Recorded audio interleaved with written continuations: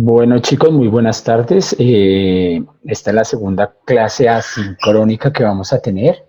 El tema que vamos a trabajar hoy es la segunda parte sobre la Edad Media, pero pues esta vez no lo voy a explicar. Esta vez les voy a poner un videíto que encontré y como ir haciendo algunas ilustraciones respecto al tema. Un poco recordar que la Edad Media es un periodo que abarca desde el siglo V, con la caída del Imperio Romano, hasta el siglo XV, con el descubrimiento de América, que va a ser muy importante, con la aparición de la imprenta, que también pues la iremos mirando, y con la aparición del protestantismo, también que va a ser fundamental, digamos, en este ejercicio de la transformación del pensamiento de la Edad Media al Renacimiento. La Edad Media es el periodo histórico de la civilización occidental comprendido entre el siglo V y el siglo XV. Se suele situar su inicio en el año 476 con la caída del Imperio Romano de Occidente y su fin en el año 1492 con el descubrimiento de América. Aunque también se sitúa en 1453 con la caída de Constantinopla, fecha que tiene la singularidad de coincidir con la invención de la imprenta por parte de Gutenberg y también con el fin de la Guerra de los 100 años, una guerra que en realidad duró 116 años entre los reinos de Francia e Inglaterra. Esta guerra fue de raíz feudal, pues su propósito era resolver quién controlaría las enormes posesiones acumuladas por los reyes ingleses desde 1154 en territorios franceses, debido al ascenso al trono inglés de Enrique II Plantagenet. Tuvo implicaciones internacionales y finalmente, después de numerosos avatares, se saldó con la retirada inglesa de tierras francesas. En la Edad Media se sustituyó el modo de producción esclavista por un modo de producción de servidumbre feudal. También se fue produciendo una descomposición de las estructuras centralizadas del Imperio Romano que dio paso a una dispersión del poder.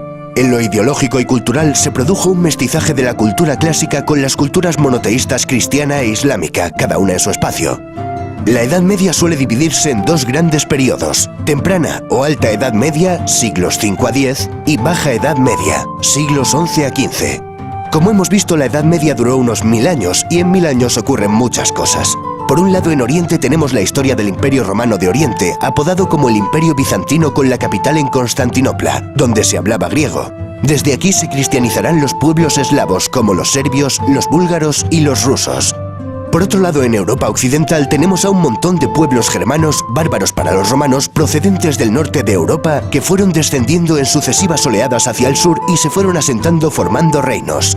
Estos pueblos aseguraron y fusionaron con su cultura muchos rasgos de la civilización griega y latina, adoptando el derecho romano y el cristianismo como religión oficial. En el año 620 en la Meca surge la figura de Mahoma, que crea una religión monoteísta, el Islam. A su muerte en el 632, la península arábiga era ya en su mayoría musulmana. Sus sucesores tomaron el título de califa e iniciaron una expansión territorial que llegó desde la península ibérica hasta la India.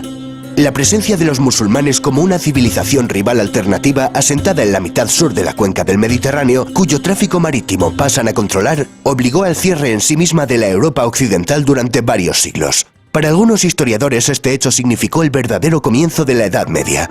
En el año 732, en la batalla de Poitiers, con Carlos Martel a la cabeza de un ejército, comienza el retroceso de las fuerzas musulmanas en Europa. El nieto de aquel Carlos Martel, Carlomagno, expandió los distintos reinos francos hasta transformarlos en un imperio, el Imperio Carolingio, al que incorporó gran parte de Europa occidental y central. Conquistó Italia y fue coronado Imperator Augustus por el Papa León III el día de Navidad del año 800. A su muerte, el imperio se acabaría dividiendo entre sus nietos. Alemania y Francia se disputan el norte de Italia. Gana Alemania, que obtiene el favor del Papa y la corona imperial. El resultado es el Sacro Imperio Romano Germánico. En el año 962, el rey alemán Otón I, llamado el Grande, es coronado emperador. Tras la desintegración del Imperio Carolingio y el fracaso del proyecto político centralizador de Carlomagno, la debilidad de los reyes se hizo evidente. Sus sucesores se vieron obligados a ceder gran parte de su autoridad a los condes y marqueses para obtener su apoyo. Para asegurarse la lealtad de estos nobles, los monarcas les entregaron tierras, los feudos. Por otro lado, las invasiones de vikingos, sarracenos y húngaros aumentaron la inseguridad general, lo que obligó a los reyes a encomendar a los nobles la defensa de sus territorios. Nace la figura del caballero. El feudalismo alcanzó su madurez en el siglo XI y tuvo su máximo apogeo en los siglos XII y XIII. Su cuna fue la región comprendida entre los ríos Rin y Loira, dominada por el Ducado de Normandía. Por feudalismo entendemos al sistema basado en una serie de lazos y obligaciones que respaldan compromisos generalmente militares entre un hombre libre, el vasallo, y otro hombre libre en situación superior, el señor. El vasallo juraba fidelidad a su señor y se comprometía a cumplir determinadas servidumbres, principalmente de auxilio militar y consejo político, auxilium et consilium, recibiendo como contraprestación un beneficio, habitualmente el control y jurisdicción sobre la tierra y la población de su feudo o señorío. A esto se conoce como vasallaje. El vasallaje se confirmaba a través de dos ceremonias, el homenaje y la investidura. La posibilidad de que un vasallo tomara bajo su protección a su vez a otros hombres que pasaban a ser sus vasallos estableció una red piramidal de relaciones vasalláticas. Al final del vídeo veremos cómo era la típica pirámide de una sociedad feudal.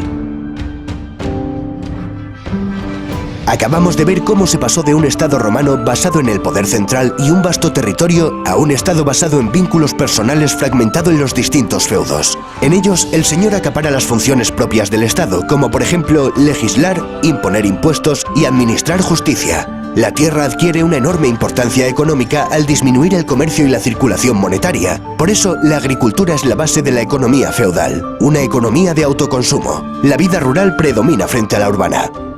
Un feudo característico se componía de una aldea rodeada de terrenos para cultivar, protegida por un castillo regentado por un señor. A este castillo también se le denominaba burgo. Por extensión, se aplicó el nombre de burgo a las poblaciones que se desarrollan en torno a estas construcciones. Así surgieron las grandes ciudades medievales.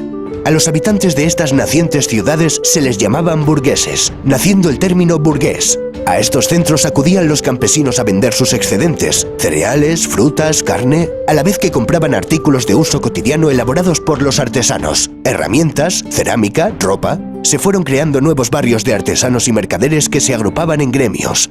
Fue en estas ciudades donde nació el estilo gótico, una evolución del románico. Estas ciudades vieron el levantamiento de prodigiosas catedrales. Chartres, París, Colonia, León o Burgos se cuentan entre las obras arquitectónicas más extraordinarias que ha construido el hombre. También las ciudades vieron el nacer de las universidades, como las de Bolonia, Oxford, Cambridge, Salamanca o París. En ellas se aprendían las 7 artes liberales compuestas por el trivium, gramática, lógica y retórica, y el quadrivium, geometría, astronomía, aritmética y música. También podían cursarse estudios especializados como Derecho, Medicina, Teología y Filosofía. La filosofía dominante era la de Aristóteles, cuyos textos habían llegado a Europa a través de los centros de enseñanza árabes. La filosofía medieval, la escolástica, se proponía fundamentalmente sistematizar la concepción cristiana del mundo en términos aristotélicos. El representante más célebre de esta corriente fue Santo Tomás de Aquino. Catedrales majestuosas, universidades... Vaya, parece que la Edad Media no es esa época oscura que siempre nos han querido vender. Y todavía no hemos mencionado los monasterios. Los monasterios también fueron islas de civilización. De ellos no solo emanaba espiritualidad, cultura y cristianismo, también fueron los que introdujeron la roturación de los bosques, beneficiosos inventos como la buena cerveza o maravillosos remedios naturales. Pero los monasterios fueron fundamentalmente grandes escritorios donde se salvaron, copiaron y conservaron los manuscritos que hemos heredado de la antigüedad. Estas islas de civilización no eran lo común dentro de la sociedad medieval. La mayoría de la población era analfabeta. Aquí los juglares y trovadores jugaron un papel muy importante. Eran músicos y poetas que divulgaron oralmente las hazañas épicas de héroes. La Edad Media es la época de los grandes caballeros y los grandes cantares de gesta como el cantar de Mio Cid, la canción de Roldán, Beowulf o el cantar de los Nibelungos.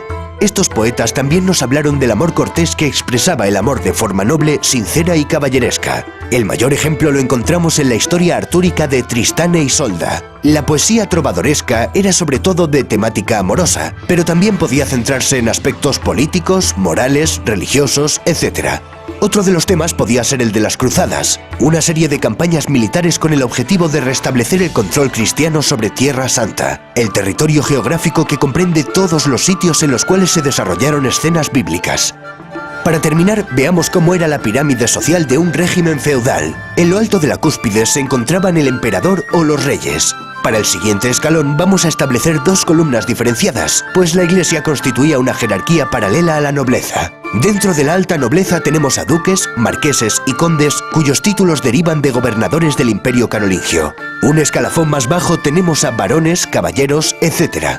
En la rama del clero también distinguimos entre alto clero, que procedía de la alta nobleza y las familias reales, y el bajo clero, que procedía de familias acomodadas de campesinos y artesanos. En la base de la pirámide tendríamos al 90% de la población, el campesinado. Los campesinos con menos derechos, como el de no poder abandonar el feudo, eran los siervos. La diferencia principal entre un siervo y un esclavo consistía en que, en general, un siervo no podía ser vendido por separado de la tierra que trabajaba, y en que jurídicamente era un hombre libre. Era una sociedad profundamente estática, ya que cada individuo permanecía en la clase social en la que había nacido. Las injusticias que comportaba esta jerarquía eran compensadas por la religión. Toda situación de desventaja en este mundo se compensaba con una situación de ventaja en el siguiente.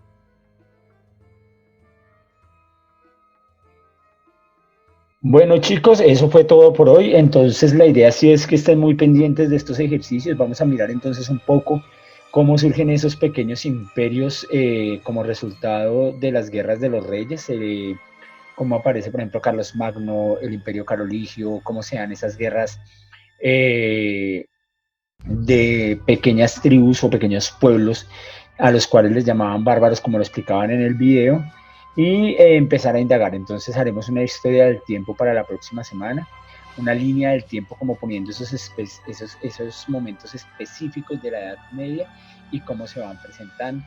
Y miraremos también entonces cómo aparece un nuevo actor fuertísimo en la parte oriental del planeta, en todo lo que es la India, Arabia, luego parte de África, como va a ser el Islam con el monoteísmo.